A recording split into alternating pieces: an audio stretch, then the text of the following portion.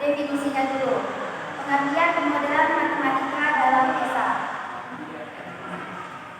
Dalam kerangka PISA, pemodelan matematika adalah proses menerjemahkan situasi dunia nyata menjadi representasi matematis untuk dianalisis, diselesaikan, dan diinterpretasikan kembali ke konteks asli.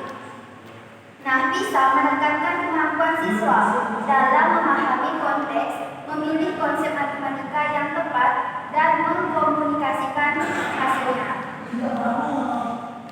Lanjut.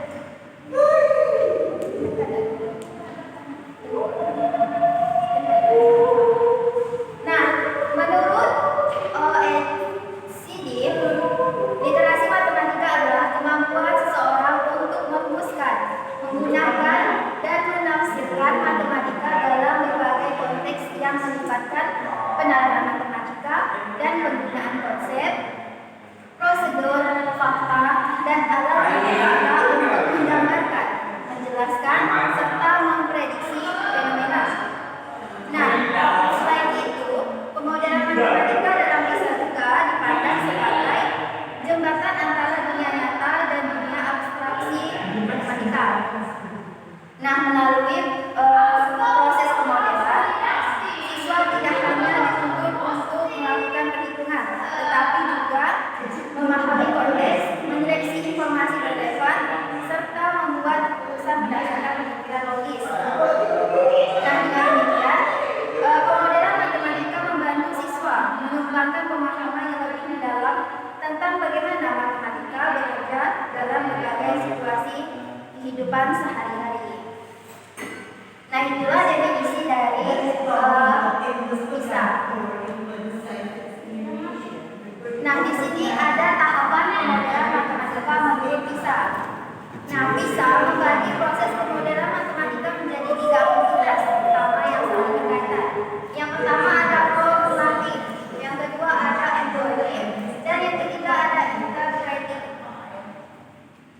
Nah, ketiga tahapan ini menggambarkan bagaimana siswa memahami konteks lalu mengolahnya dengan matematika, lalu menghubungnya kembali ke dunia nyata. Lanjut. Baik, kita akan bahas ke yang pertama, yaitu tahapan formulatif atau biasa disebut dengan membuktikan. Nah, formulatif adalah proses memahami suatu masalah dalam konteks dunia nyata dan mengubahnya menjadi model matematika. Nah, pada tahap ini siswa diharapkan dapat yang pertama mengidentifikasi informasi relevan dalam situasi dunia nyata.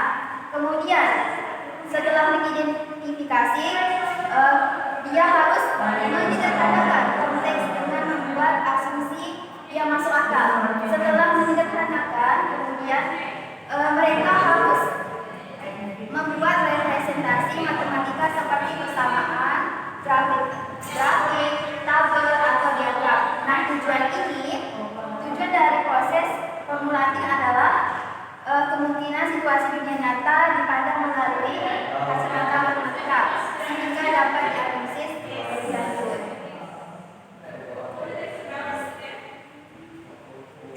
Kemudian tahapan yang kedua biasa disebut dengan menggunakan matematika.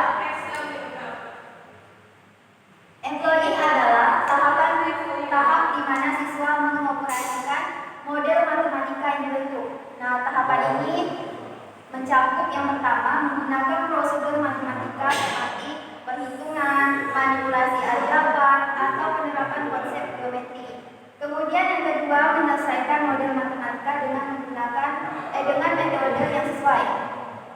Setelah menyelesaikan, kemudian mengolah data, menerapkan rumus, atau menjalankan langkah-langkah logis untuk memperoleh solusi matematis. Nah, tahapan employing ini berfokus pada kemampuan siswa dalam bekerja secara matematis untuk menyelesaikan masalah berdasarkan model yang telah dibuatnya. Lanjut. Baik, untuk tahapan yang terakhir adalah interpreting atau menafsirkan menafsirkan. Nah, interpreting adalah tahap menghubungkan kembali hasil perhitungan matematika dengan konteks awal. Nah, pada tahap ini yang pertama tuh siswa harus menafsirkan makna dari hasil matematika dalam konteks kehidupan nyata. Setelah menafsirkan maknanya sudah dapat dalam kehidupan nyata, maka yang kedua itu siswa harus mengevaluasi apakah solusi tersebut masuk akal dan sesuai dengan situasi. Setelah mengevaluasi, kemudian siswa harus mengkomunikasikan hasil dari bentuk penjelasan, argumen, atau representasi yang dapat dipahami. Nah, inilah dari tahap interpreting, yaitu ada pertama menafsirkan, kemudian kedua ada mengevaluasi, dan yang ketiga itu ada mengkomunikasikan. Nah, tahap interpreting memastikan bahwa siswa tidak hanya selesai menghitung, tetapi juga memahami apa arti hasil tersebut dalam situasi nyata. Baik, untuk selanjutnya akan dibahas oleh teman saya, yaitu Dewi. Oke, jadi di sini kita masuk kepada tahap aspek penilaian PISA. Di sini ada 3 aspek penilaian PISA. Yang pertama itu ada konten, yang kedua konteks, dan yang ketiga itu proses.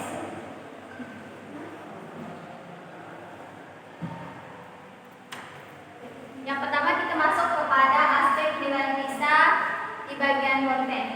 Nah, jadi di sini area matematika yang digunakan itu seperti perubahan dan hubungan atau fungsi dan aljabar, ruang dalam bentuk, bilangan, dan ketidakpastian dan data. Kemudian ada konteks. Konteks ini adalah di mana situasi dunia nyata itu menjadi tempat masalah muncul atau personal, pekerjaan, publik, dan ilmiah. Kemudian yang ketiga itu ada proses. Proses ini yaitu kemampuan kognitif yang diperlukan untuk menghubungkan konteks dunia nyata dengan matematika yang mencakup siklus pemodelan di atas.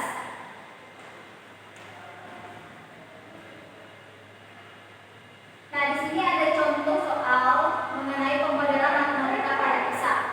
Dan di sini pertama kita masuk kepada contoh soal di bagian konsumsi air.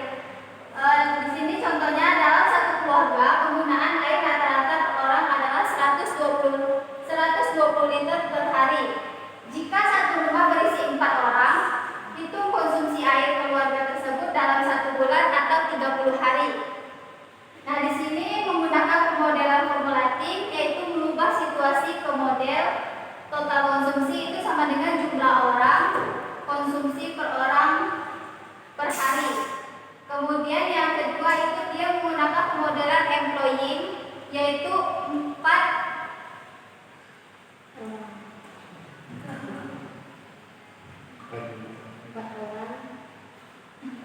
di situ 4 orang itu menggunakan 120 liter air dalam waktu 30 hari sama dengan 14.400 liter.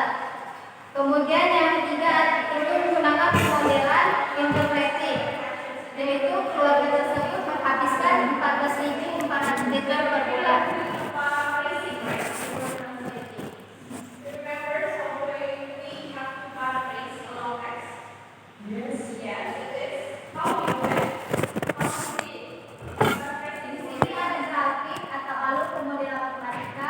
Yang pertama itu kita menentukan situasi dunia nyata.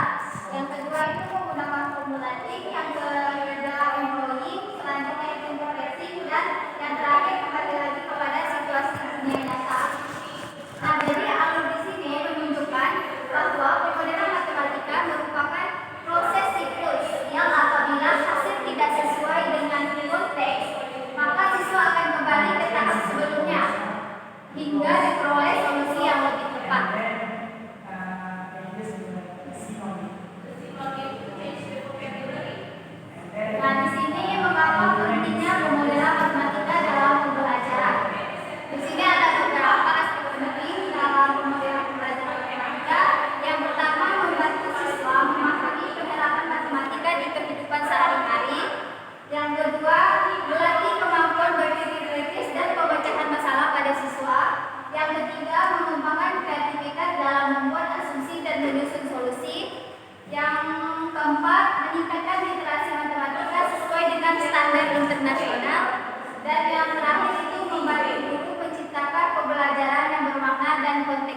kedua,